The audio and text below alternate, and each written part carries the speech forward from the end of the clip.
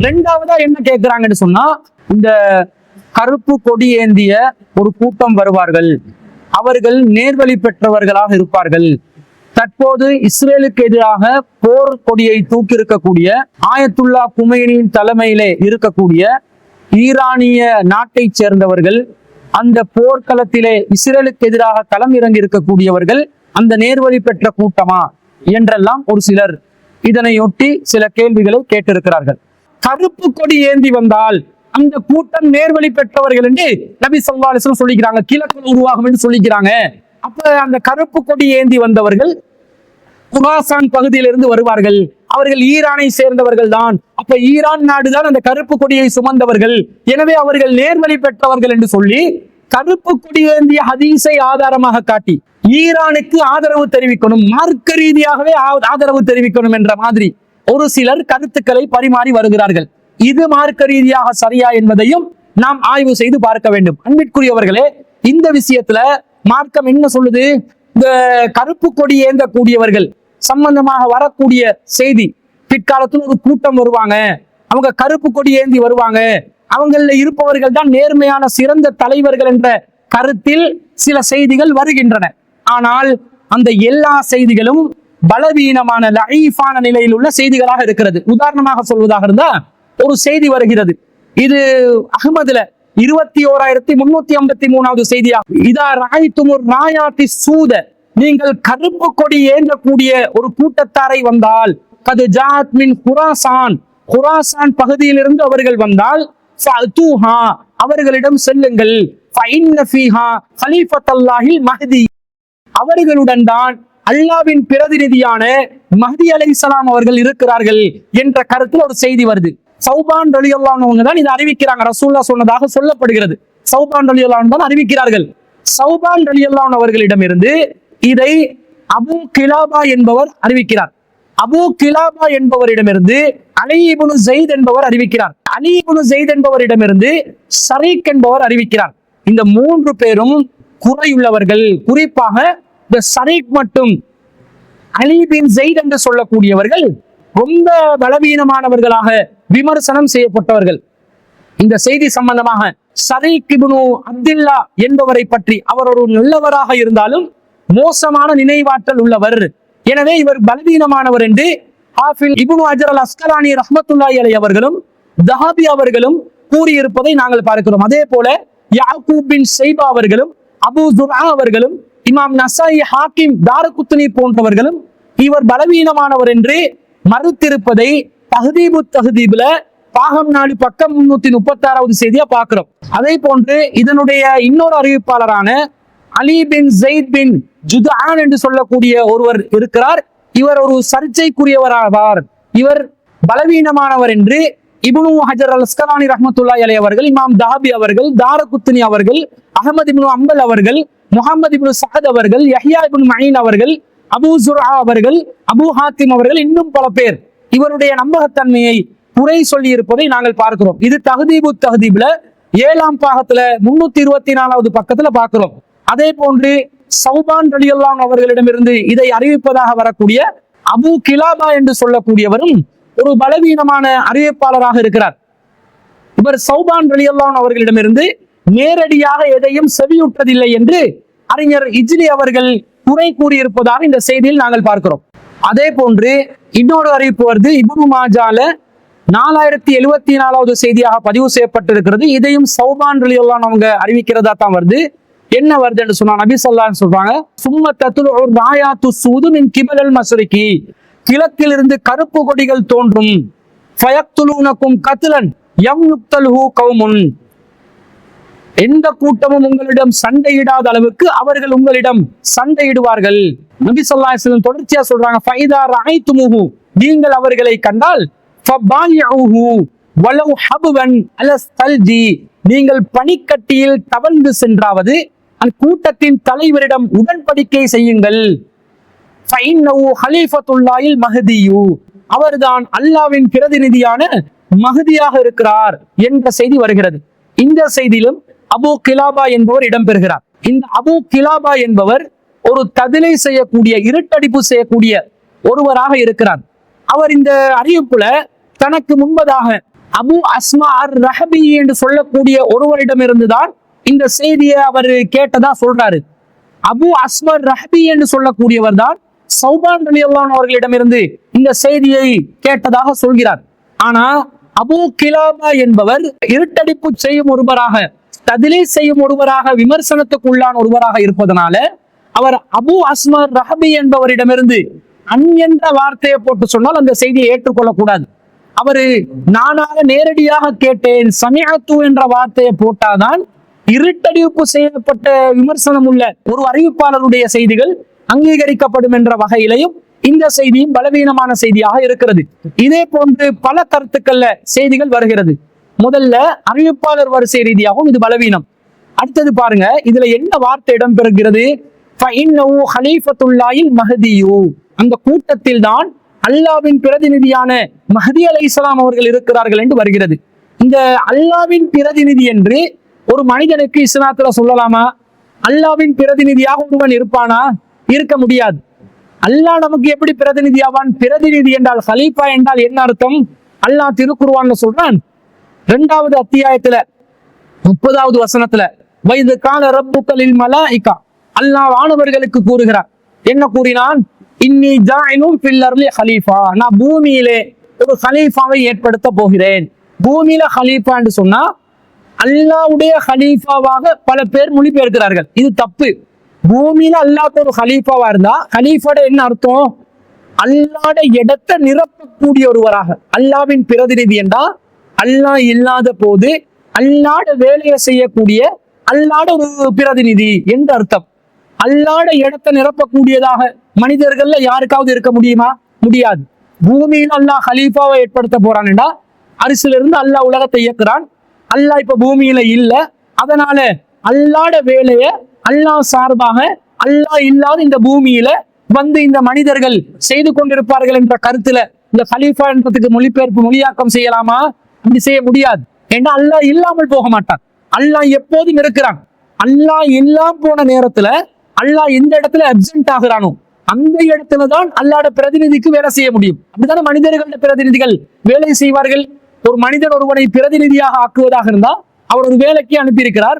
அவர் அந்த வேலைக்கு தான் செல்ல முடியாததனால், தான் அந்த காரியத்தில் ஈடுபடாமல், தான் இல்லாத காரணத்தினால் தன்னுடைய பிரதிநிதியை வைத்து வேலை செய்வார். அப்ப அல்லாஹ் இல்லாத இடத்துலதான் அல்லாஹ்வுடைய பிரதிநிதி வேலை செய்ய முடியும். அப்ப அல்லாஹ் இல்லாமல் போவானா? அல்லாஹ் காயிப் ஆகுவானா? அல்லாஹ் எப்சென்ட் ஆகுவானா? எப்சென்ட் ஆக மாட்டான். இங்க ஜாயிலும் கில்லர்லே ஹலீஃபா என்று சொன்னா வானவர்கள் அந்த வார்த்தையை எப்படி புரிஞ்சு கொண்டாங்கன்னு பாருங்க. வானவர்களுக்கு அல்லாஹ் எப்படி சொல்லி கொடுத்தான்னு பாருங்க. காலு அத்தஜஅலு ஃபீஹா மை யுஃப்ஸிது ஃபீஹா வயஸ்பிகு திமா, அங்கே ரத்தம் ஓட்டக்கூடிய பூமியை குழப்பம் விளைவிக்கக்கூடியவர்களா பூமியிலே நீ ஏற்படுத்த போகிறாய் என்று கேட்கிறார்கள். அல்லாஹ் ஒரு ஹலீஃபாவை ஏற்படுத்த போறதா சொல்றான். ஆனா வானவர்கள் ஹலீஃபா என்றால் என்னவென்று புரிந்து கொள்கிறார்கள்?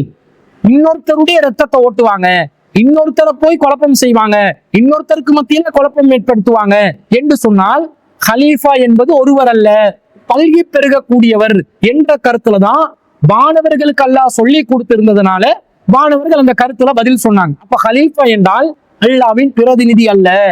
அல்லாஹ்வின் பிரதிநிதியாக யாரும் இருக்க முடியாது. ஹலீஃபா என்றால் வழித்தோன்றர்கள், ஒருவரிடமிருந்து ஒருவர் பல்கி பெருக்கக்கூடிய நிலையில் வழித்தோன்றல்களாக வரக்கூடியவர்கள் தான் ஹலீஃபா என்றதுக்கு பேர். அப்ப ஹலீஃபா என்ற சொல் வழித்தோன்றல் என்று சொன்னா அல்லாஹ்வுடைய வழித்தோன்றலா ஒரு மனிதர் வர முடியுமா? முடியாது. நபிகள் நாயகம் ஸல்லல்லாஹு அலைஹி வஸல்லம் அவர்கள் ஹலீஃபா என்று தனக்கு பிறகு வருபவர்களை நபி ஸல்லல்லாஹு அலைஹி வஸல்லம் எந்த கருத்துல சொன்னாங்க? நபி ஸல்லல்லாஹு அலைஹி வஸல்லம் சொல்றாங்க, ஊசிக்கும் பித்தக்வல்லாஹ், அல்லாஹ்வுடைய அச்சத்தை கொண்டு, இறை அச்சத்தை கொண்டு உங்களுக்கு நான் வசியத் செய்கிறேன். வஸ்ஸம்இ வத்தாஅதி, நீங்கள் அல்லாஹ்வுக்கு கட்டுப்படுவதிலும், நீங்கள் கட்டுப்படுவதிலும் செவித்தாழ்த்தி கேட்பதையும் நான் உங்களுக்கு வசியத் செய்கின்றேன். வைன் அபுதுல் ஹபஷியுன், ஒரு கருப்பு நிறத்தின் அடிமை உங்களுக்கு தலைவராக நியமிக்கப்பட்டாலும் ஃபஇன்னஹு மை யஇஸ் மின்கும் யரா இக்திலாஃபன் கஸீரன், எனக்கு பிறகு நீங்கள் யாரெல்லாம் வாழ்கிறீர்களோ பலவிதமான முரண்பாடுகளை காண்பீர்கள்.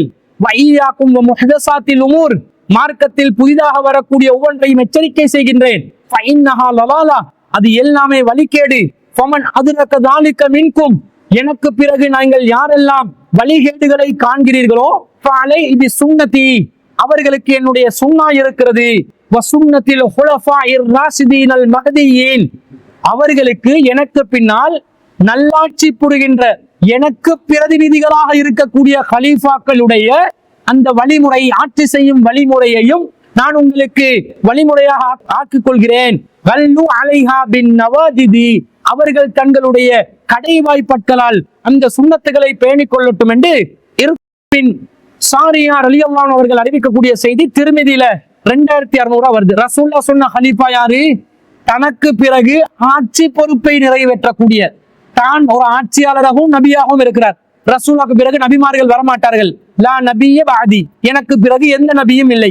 அப்ப நபி இல்லாமல் குலஃபாவுர் ராஷிதீனல் மஹ்தியீன், யார் நேர்வழி பெற்ற ஆட்சியாளர்கள் என்ற அந்த ஆட்சி இடம் இருக்குதே, அதை நபியுடைய இடத்தை நிரப்பக்கூடிய விதத்தில் ஆட்சியாளர்கள் வருவார்கள். அப்ப ஹலீஃபா என்று சொன்னா ஹலீஃபத்துல்லா என்று அர்த்தம் இல்லை, ஹலீஃபத்து லி ரசூலில்லா, அல்லாவின் தூதருடைய இடத்தை நிரப்பக்கூடிய ஹலீஃபாவாக இருப்பார் என்பதுதான் அர்த்தம்.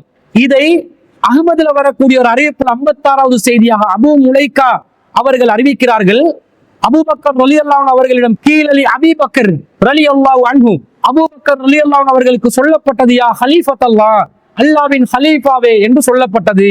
ஃபகால, அவர் என்ன சொன்னார் தெரியுமா? அனா ஹலீஃபத்து ரசூலில்லாஹ், நான் ரசூலுல்லாஹ்வுடைய ஹலீஃபாவாக இருக்கிறேன் ஸல்லல்லாஹு அலைஹி வஸல்லம்.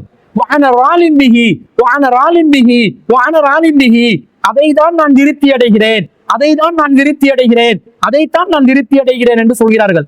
ரசூலுல்லாஹ்வுடைய ஹலீஃபாவாகத்தான் அபூபக்கர் ரலியல்லாஹு அன்ஹு அவர்கள் இருந்தார்களே தவிர அல்லாஹ்வின் ஹலீஃபாவாக அபூபக்கர் ரலியல்லாஹு அன்ஹு அவர்கள் இருந்ததில்லை என்று அதை மறுத்து பேசுகிறார்கள். அது திருப்தி இல்லை என்கிறார்கள். அல்லாஹ்வின் ஹலீஃபாவாக யாரும் இருக்க முடியாது என்ற கருத்தில் இதை மறுத்திருப்பதை நாங்கள் பார்க்கிறோம். அப்ப அல்லாஹ்வின் ஹலீஃபாவான மஹதியை நீங்கள் அடைந்தால் பையத் செய்யுங்க, பனிக்கட்டுல தவழ்ந்து செல்லுங்கண்டா, அந்த கருத்து குர்ஆனுக்கு மாற்றமாக, ஏனைய நபிமொழிகளுக்கு மாற்றமாக இருப்பதனால எந்த காரணத்தினாலையும் அந்த ஹதீஸ் பலவீனம் அடைவதை நாங்கள் பார்க்கிறோம்.